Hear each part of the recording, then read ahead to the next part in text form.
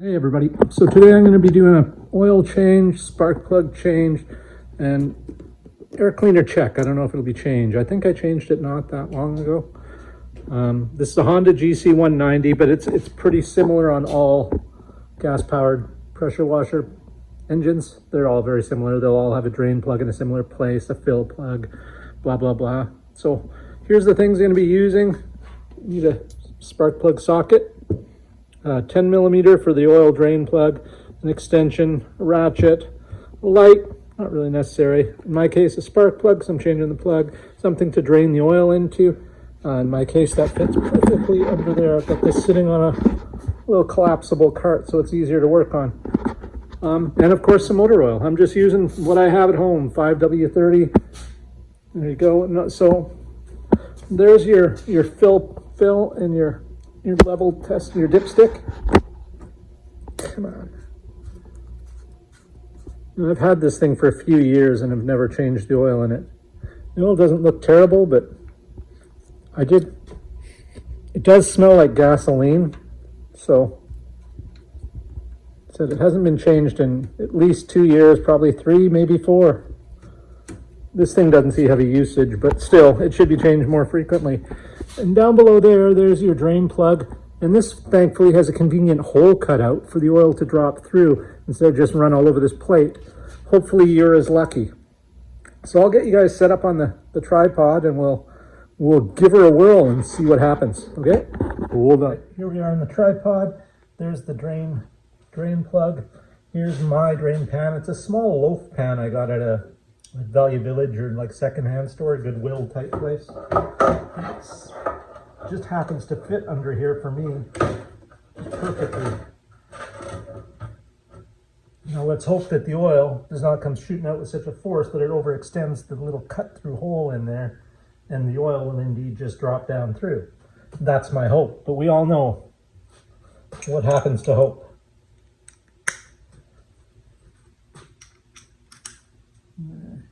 So we'll turn it to off.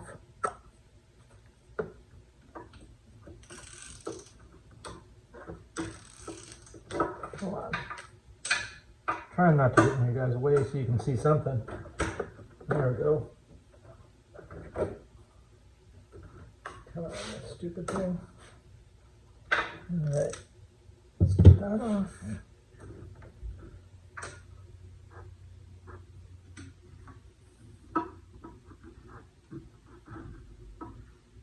Let's get ready in case this doesn't go as planned. Let's take this oil, this rag here, to soak up any oil that may spill all over the place. Always ready for disaster. Always hope things go well, but be ready for the worst. I think I might be better off taking this off with my fingers so I can put it back in quickly if I have to.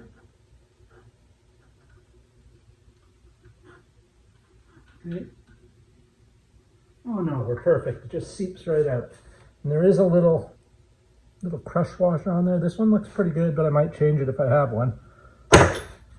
So that wasn't nearly as bad. Let's open up the dipstick and see if that increases the flow a little here.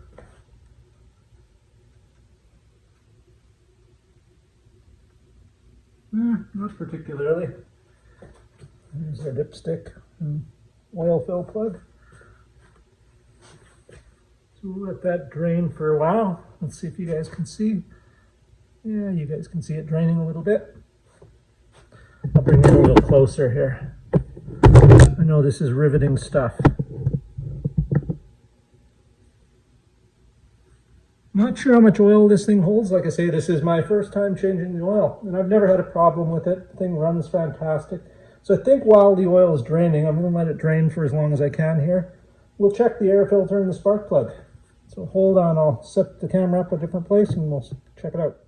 All right, first we'll check the air filter. And to do that on this particular model, there's 2 little tabs in here to push up. Yours might be on the side, you might have to undo a screw and there might be clips beneath it somewhere. This air filter is not very bad at all. Like I said, I think I did change this a couple of years ago. I'm going to just take my blower and blow it out here.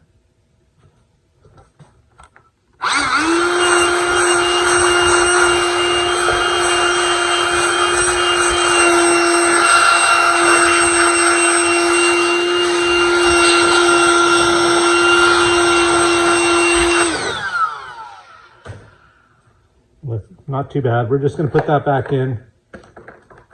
Doesn't need a filter at this time.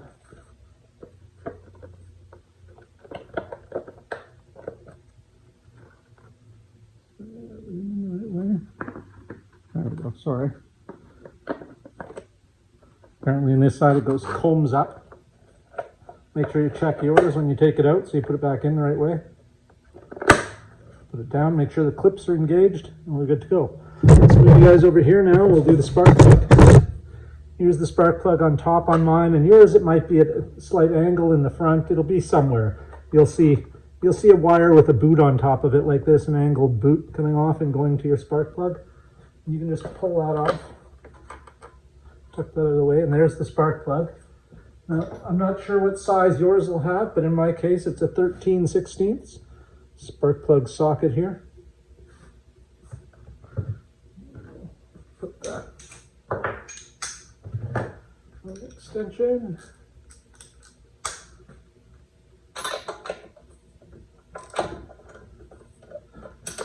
There we go. Plug shouldn't be too tight. You don't need to tighten the crap out of them when you put it back in or put a new one in. See how this one looks. This mower runs perfectly, so I'm not expecting this to be bad, and it isn't. Let's see, you guys can see that. That's a 4-year-old spark plug, probably 5 years old now. Come on, focus, you stupid thing. Anyway, that's pretty clean. I'm not even going to replace that. The electrode in the center isn't even worn. Wish this would focus, but oh well. So let's just put that back in. There's no leakage around the plug either, so there's no burn marks. There's no tracking on the end of the plug indicating there's a crack or anything. It runs perfectly fine. This is a really good looking plug. We're just going to put that back in because it's a good plug. It's an NGK. Of course, so is the one I was going to replace it with, but start it by hand always. Don't run it in with a ratchet or something.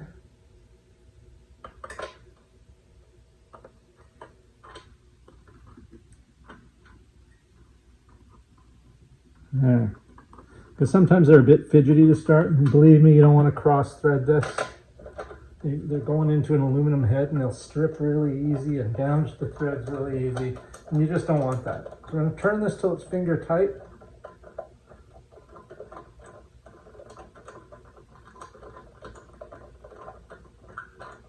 Finger tight.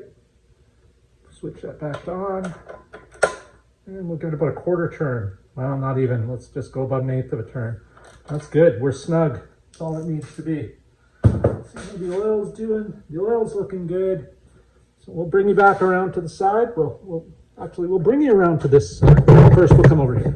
Also, a little tip here for you small engine mechanic guys. Get yourself one of these with about that size tip. It comes in handy. When this is just dribbling out, you can take this and it'll fit right inside or right over top of the fill plug. Just give it a little, not a full juice. Don't give it a beans. Don't go like that or you'll have a big mess. But just give it a little, and it'll get more of the oil out faster. I don't know if you guys can see it.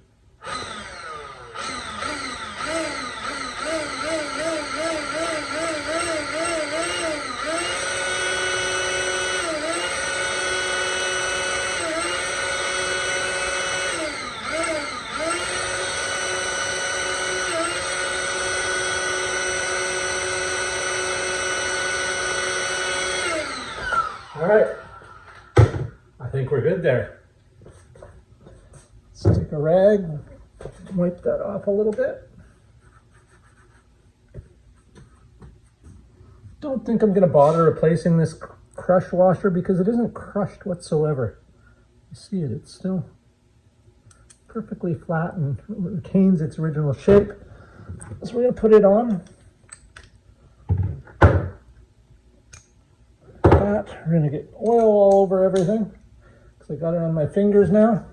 Let's take that. We'll just start the oil plug back in.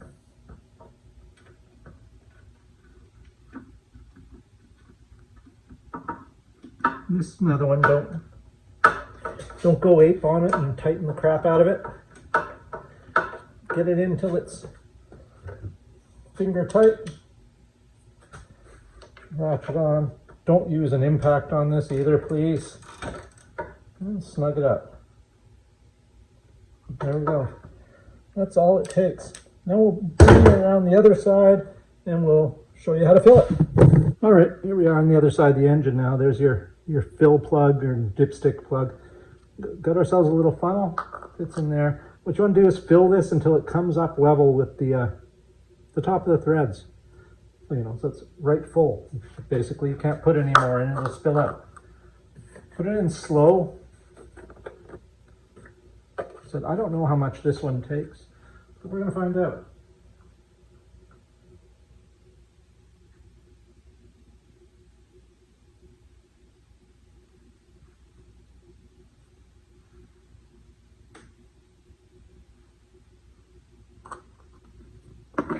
See if we can see a level in there now.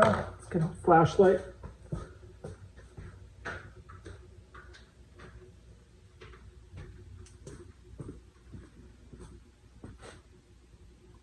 Nope, still needs lots more. It's going to be a slow fill because the angle is so weird on this. You can't pour much in at a time.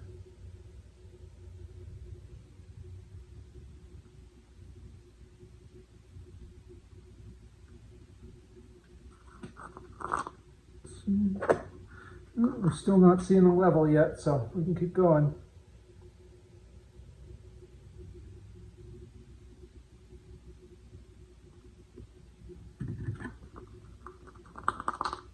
Let's check it out again. Oh, we're almost there. Actually, let's use our dipstick. Here's our dipstick. And you want it full right to the top here.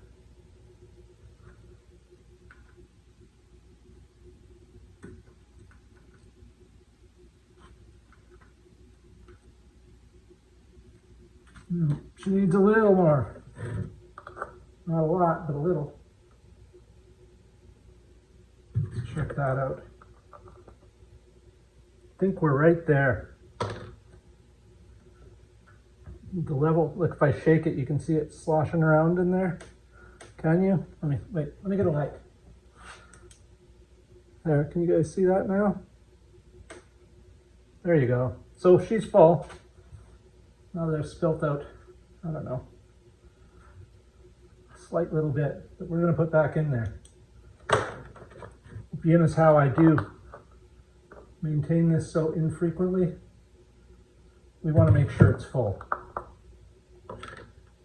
All right, so let's wipe that off. Put our drain plug back in. Tighten it up. Just hand tight.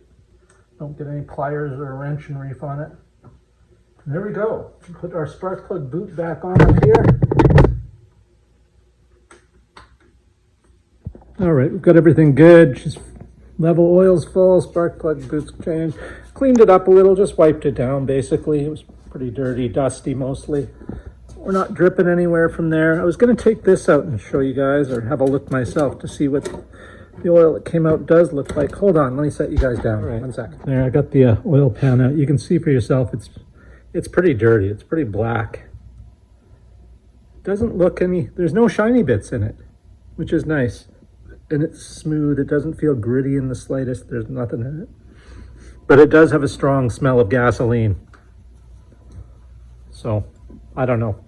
This particular machine doesn't have a fuel shutoff. It just goes from there to there, from the tank to the carb. So I may install one. Does have a little pump, a pulse pump. I don't know. I'll figure something out. But I don't think it's leaking. I think it's just over the years it's dripped into the gas. The gasoline is slowly built up in the fuel. That's all, or in the oil. And anyway, that's it, everybody. If you got any questions, feel free to leave them down below. Make sure when you're doing this, filling the oil, draining the oil, that you've got your machine level. What else? about all I can think of. Like I said, if you got any questions or comments, leave them down below and I'll answer them. Have a great day. Thanks for watching.